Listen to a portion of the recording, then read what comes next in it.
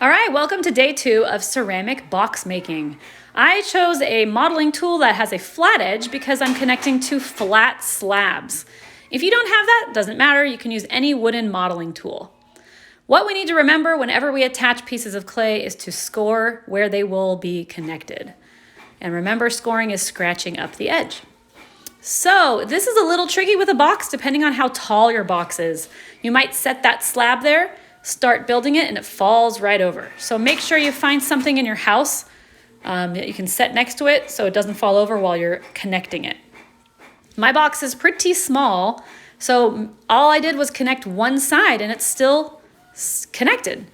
Do not pick your art up like I am. I just wanted to show you what it looks like. Try to keep it on the flat surface so that there's no way the connection you just made breaks apart. So what you're gonna do is connect the inside and the outside of every slab you set down. It's gonna be more work the more slabs you put because you'll also have the corners to connect. As long as you hide and blend that seam, then your box should stay together. If you rolled your slabs too thin, you may need to add extra clay to help them connect. All right, I'm taking my second wall and I'm cutting it at a little bit of a slant. Technically, if you cut both edges at a slant, there's a possibility that they will fit together a little bit better. So you can try that out. I'm gonna score all the sides. Score the actual base of the art as well. Remember, these walls sit on top. You're not connecting them on the outside of the bottom slab, you're putting them on top. Add water before you connect, and then it's blending the seams, which takes a while, so take your time. I'm gonna fast forward this recording so you don't have to watch me. This was like 25 minutes long, so I cut some of it out. So if you see this fast forward a little bit, that is why. Please, please take your time. You might only get a few of the walls connected on one day, and that's okay. If that happens, you just bag everything, seal it really, really tightly. Make sure you sprinkle a little water on your box so it doesn't dry out, and you finish it next class. So right now you can see I'm connecting the seam on the outside, blending it together so it looks like one piece of clay. Now I have to connect the corner as well. I have to connect the very top, and I have to connect the inside. So it takes a while.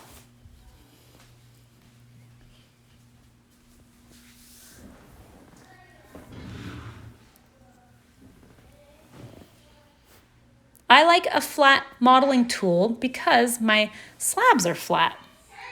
If you don't have a flat modeling tool, that's okay. At the end, this is going to be very bumpy, but we'll use a sponge, and then we can also sand it once it dries. So don't be sad if you see a weird chunk of clay where it's not supposed to be.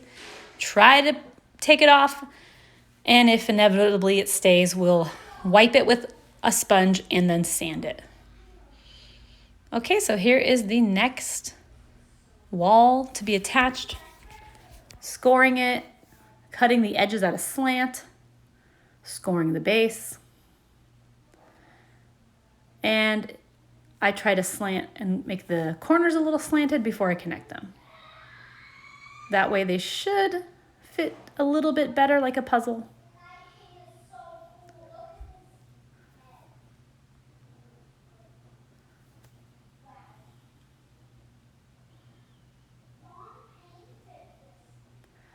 By putting two walls together, it shouldn't be too flimsy and it shouldn't fall apart. If at this point you've put two walls together and they are sinking in or not staying straight, that means your clay is too wet and you probably need to lay the slabs out again on your table, wait till the end of the class period and bag them and try it next class. You don't want really flimsy, soft walls. They need to just be a little bit sturdier than brand new, fresh clay. So when anyone comes up with that problem, please send me pictures, close-ups of your art. If you have a straight wall that has a weird bend in it all of a sudden, we're gonna have to solve that problem before we finish making the box.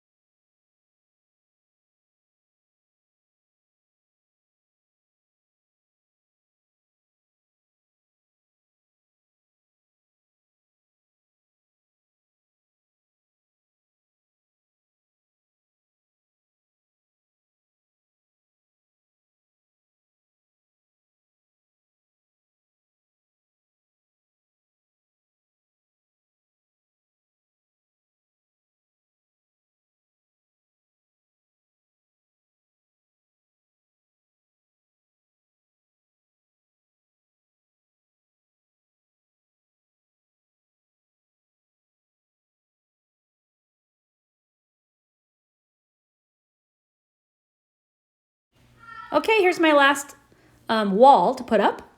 And it should be the most difficult because now you have these both sides on the outside, on the inside, and then the bottom seam and on the outside and the inside. So there's more areas to connect.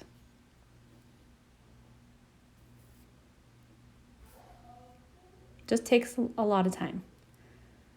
The slower you work, the neater your box will stay, and the more likely it to stay a rectangle, a square form, the better it will be. I have an X-Acto knife, which are honestly the best tool to have for this project. So I'm sorry if you don't have a really, really, really very sharp edge knife. Any knife will cut your clay, but an X-Acto knife, because it's made for cutting paper, it can cut everything like perfectly. They're pretty sharp, so you need to be careful if you have one, but every now and then I'll have an extra chunk of clay, or I'll notice one of my walls is a little taller than the others. I like to cut them more even before I put my last slab on. Now remember, when you put this last slab on, it's going to be completely sealed. We don't actually cut the lid until the last day. So the last day for this project will be putting our handle on and cutting our lid. Today, day 2, is just simply putting all of the slabs together. The trick of the last slab is that we do it upside down.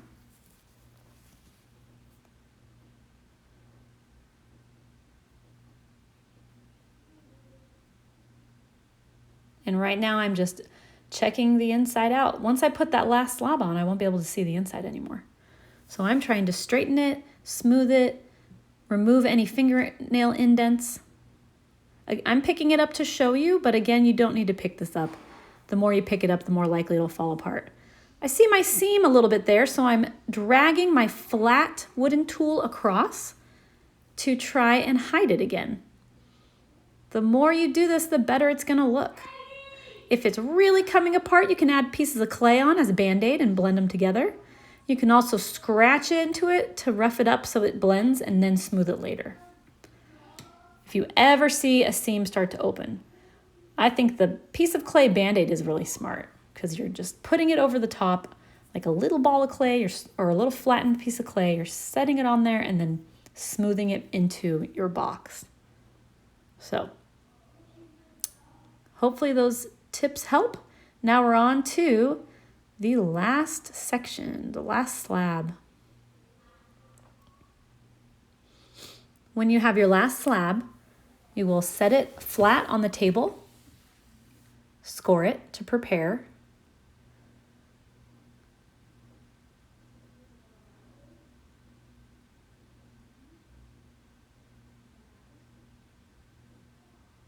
Add some water.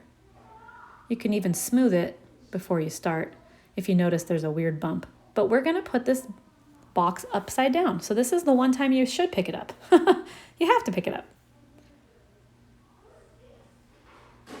I'm scoring the top edge.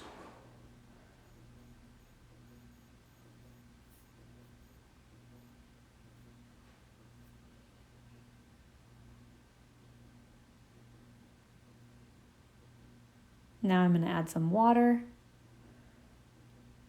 And of course, it doesn't matter how much you add. I'm using this time to also smooth out that slab right there because I noticed there's some bumps. All right, you flip it upside down as carefully as you can and you set it on top.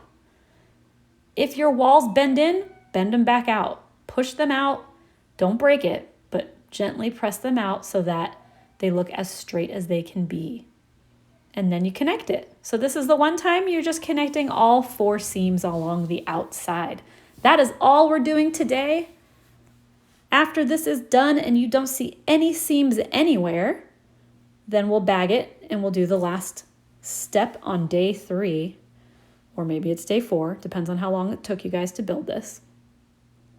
The last step is making and creating our handle, putting our handle on top, and then cutting the lid, the puzzle lid. It's going to be a puzzle cut. So once this is blended, and you'll see I start to blend it right here, then you'll get your sponge out and just smooth all 6 sides, however many sides there are. Try to make it as smooth and perfect as you can. Do not open it. Do not cut into it. Don't do anything else. And that's that.